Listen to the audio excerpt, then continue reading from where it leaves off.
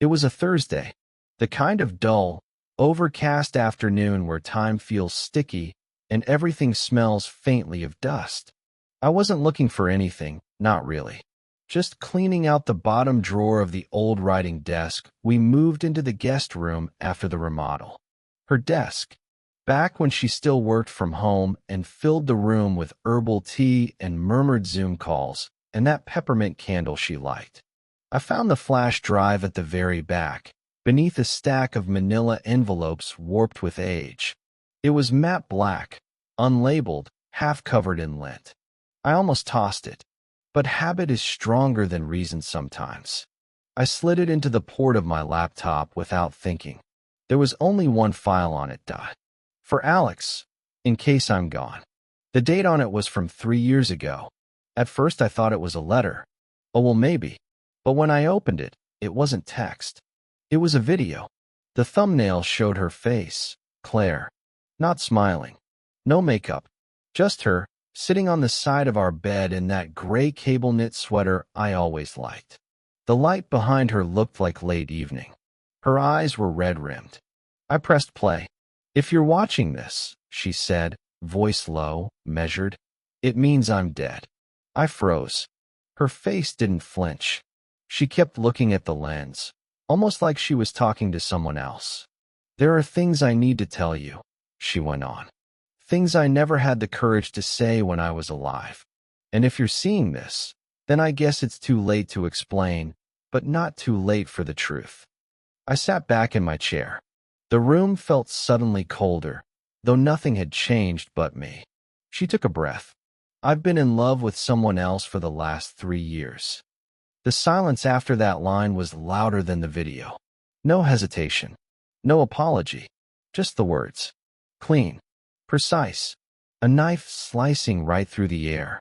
She kept talking about guilt, about confusion, about how she didn't mean for it to happen, about how it just grew, how it made her feel alive in a way I didn't expect.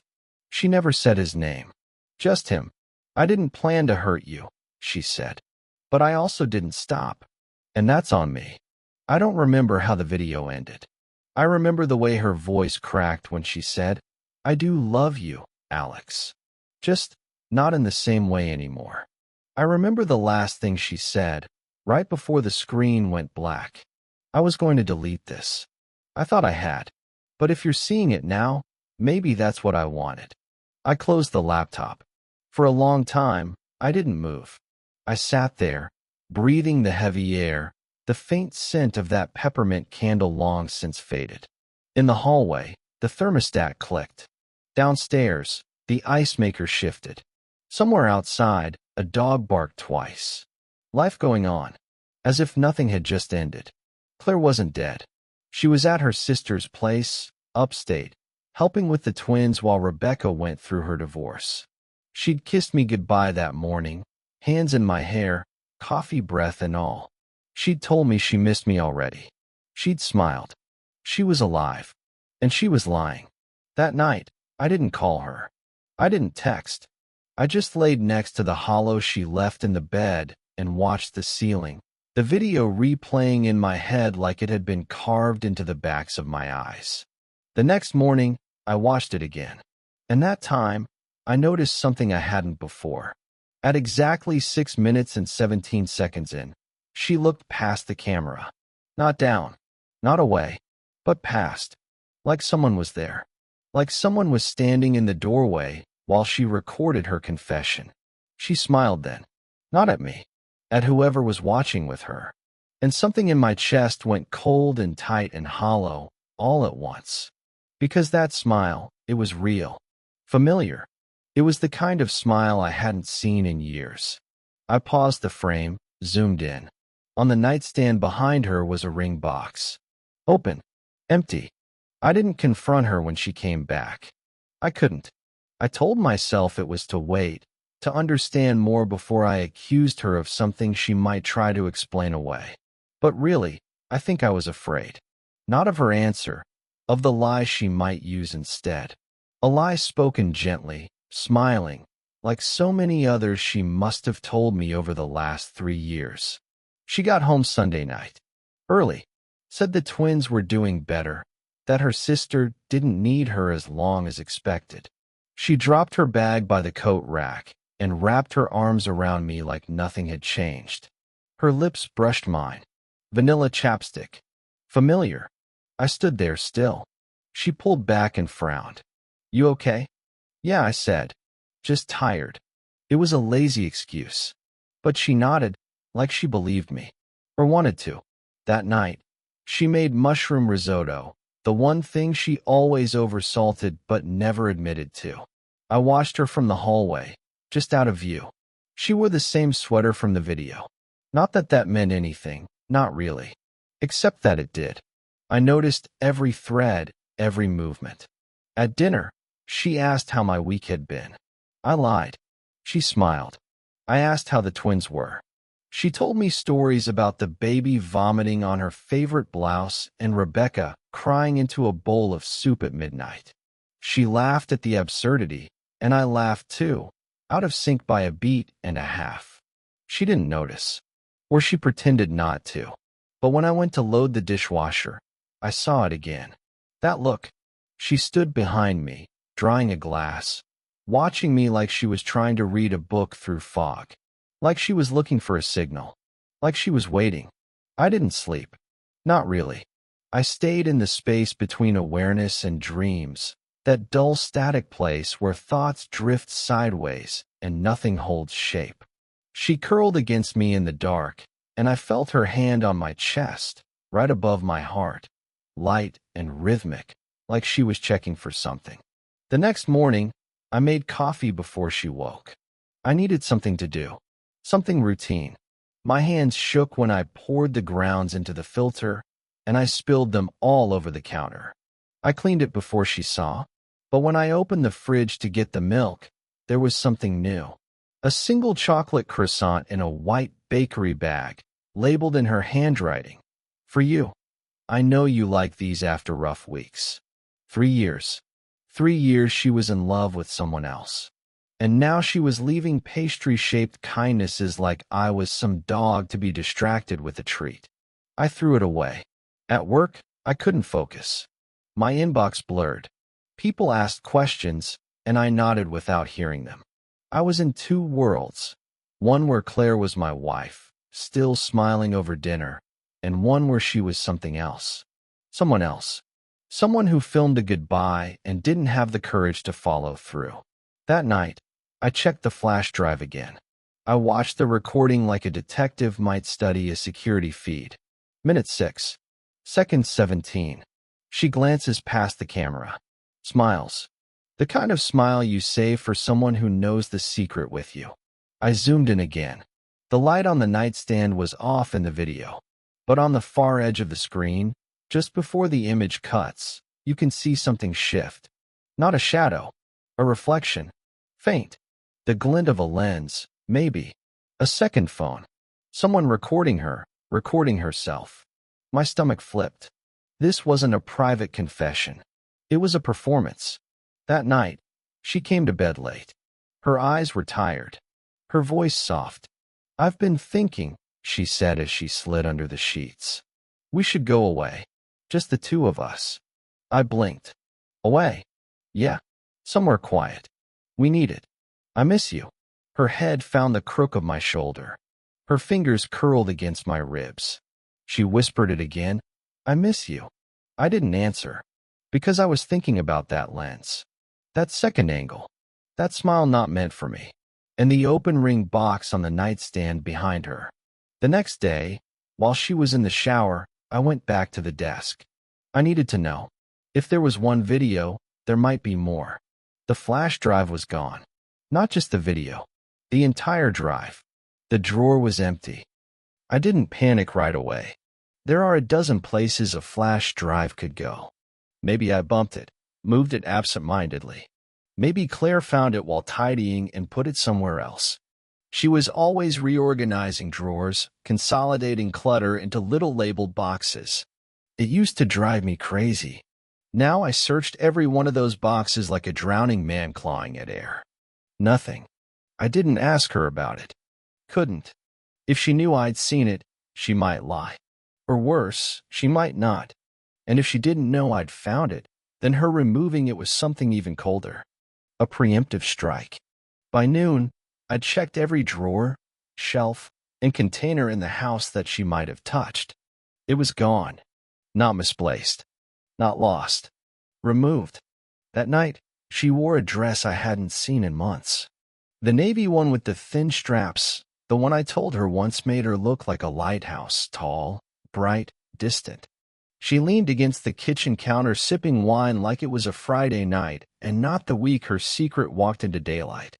I made reservations, she said. That place on Woodmere you liked. I watched her mouth form the words. The shape of them. Like she'd practiced.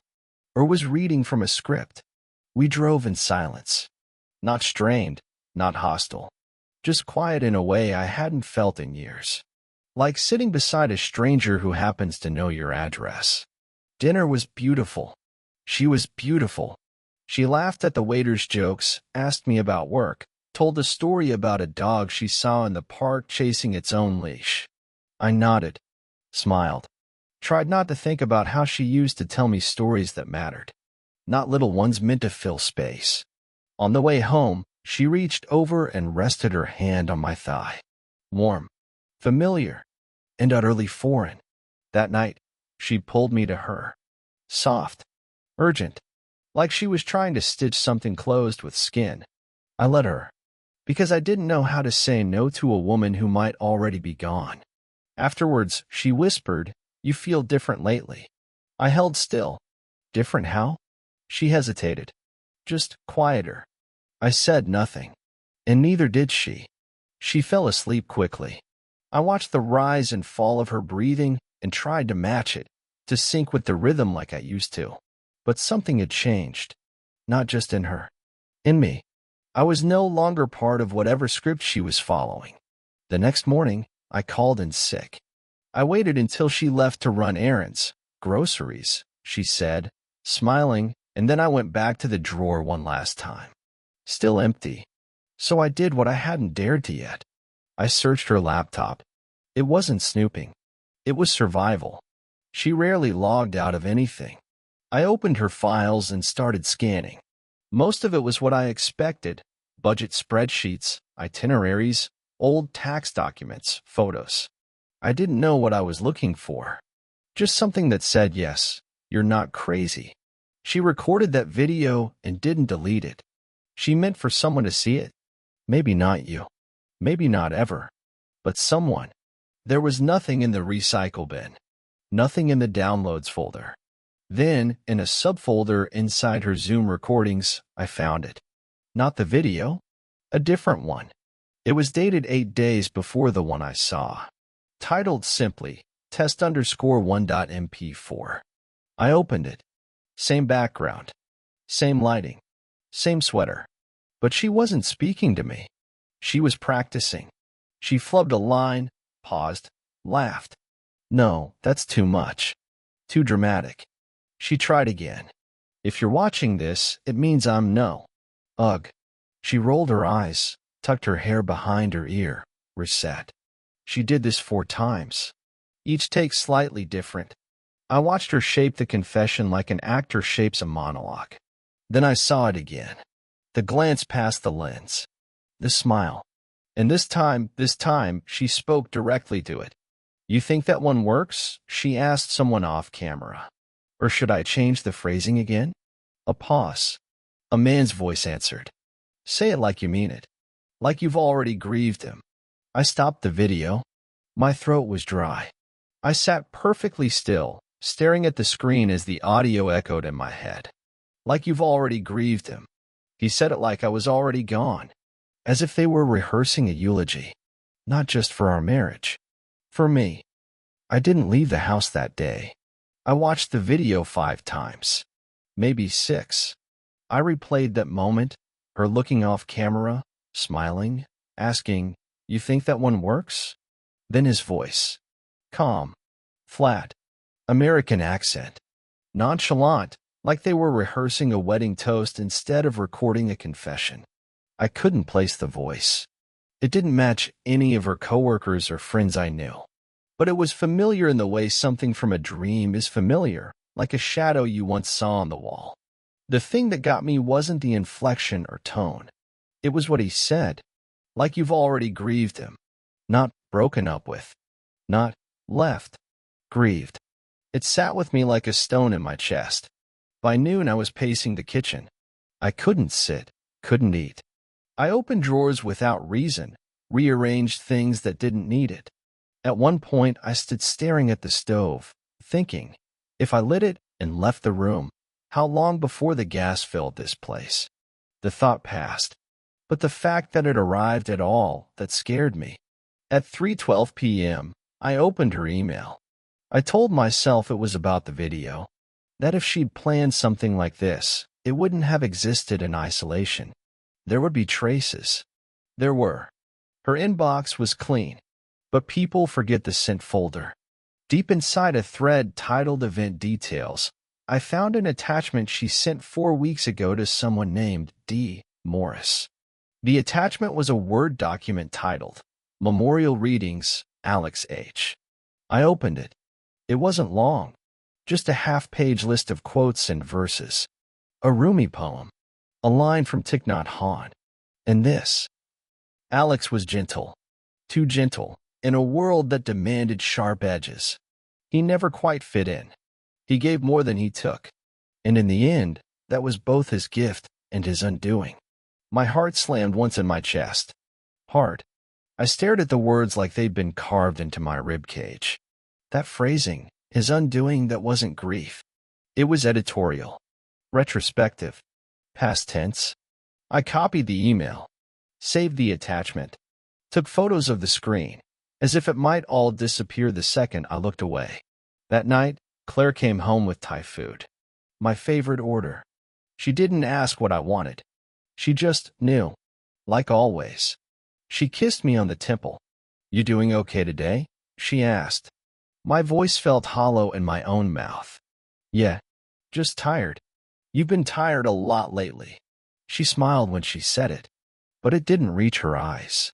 We ate on the couch. She put on a documentary about cults. I barely registered it. Every time I looked at her, all I could think was, you planned my memorial. You wrote it like you were already free of me. And worst of all, I still didn't know who he was. I waited until she was asleep. I could tell the difference now. Not just closed eyes, but the heaviness of her breath, the way her limbs stopped shifting. At 1:04 a.m., I took her phone from the nightstand. I knew her code. It was still my birthday. Most of her messages were gone, but Claire wasn't as careful as she thought. In her photo app, buried under a favorites folder, I found a screenshot. It was from an Instagram account. Username @livingirlless. It was private. Profile picture, a black and white photo of someone's silhouette against the desert. No name. But the bio said, DM Narrative Therapy Denver/remote. The initials. The D. Morris from the email. I felt sick. Not just from what I found, but from how easily I found it. She wasn't hiding it from the world. Just from me. I searched the name. Dorian Morris, 42, licensed trauma counselor and certified narrative coach. His website was clean, sparse, full of buzzwords about rewriting your life story, transforming inherited roles, moving past relational narratives that no longer serve you. It wasn't therapy. It was erasure. Clients shared testimonials. Most vague. One line stood out, from a woman in Boulder. I spent years in a marriage that didn't reflect who I was anymore. Dorian helped me reclaim my story. It was like waking up in someone else's life and finally choosing to get out of bed. Claire hadn't had an affair. She'd rewritten the version of me she needed to leave. I couldn't sleep. My hands kept shaking. I replayed the footage of her speaking to the camera, lips shaping the words like she'd practiced them in the mirror, with him behind it, nodding silently. Directing her. Coaching her through my eulogy. She didn't plan to kill me. That wasn't it. But she was building a version of events where I was already dead. Already mourned. Already boxed away and dealt with. And now she was acting like nothing had changed. Because in her head, nothing had.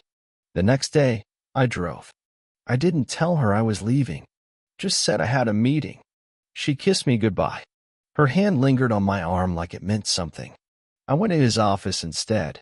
Dorian Morris. The address listed on his website. It was in a nondescript suite in a downtown building. Frosted glass. Calming music. Receptionist with kind eyes and a pinched smile. "Do you have an appointment?" she asked. I shook my head. "No.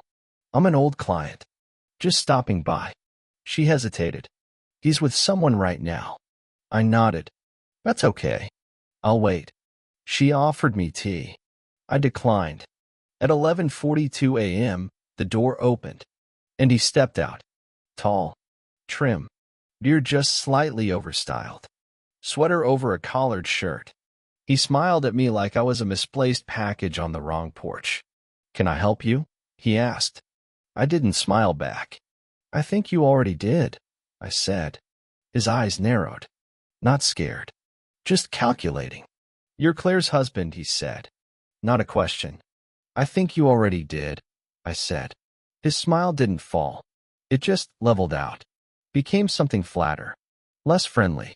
Less performative. Like he dropped the first mask and put on another. A smaller one. "I'm sorry," he said, folding his arms. "This probably isn't the space for." "You recorded my wife," I said. He blinked. Not in surprise. Just acknowledgement. "I guided her," he corrected. "She recorded herself. You were in the room." A small pause. "Yes."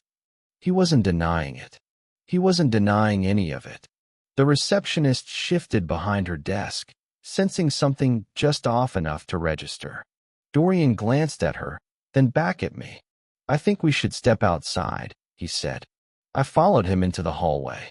The door shut behind us with a soft click. We stood by the elevator. The kind of beige, softly lit limbo built for awkward silences and shallow apologies. I didn't want either. "You helped her write a eulogy for me," I said, while I was still breathing. He nodded slowly. "I helped her write a goodbye. She titled it Memorial Readings. She was grieving something real. Whether or not you died is irrelevant to what she felt had already been lost." I stared at him. My jaw clenched. The only reason I didn't put him through the drywall was because I wanted to hear the rest. "Who are you to do that?" I asked. His voice didn't change. Someone she trusted. Someone who believed her version of events deserved space. Pain doesn't need legal proof to be valid, Alex. My name in his mouth felt like theft. I laughed, low and sharp.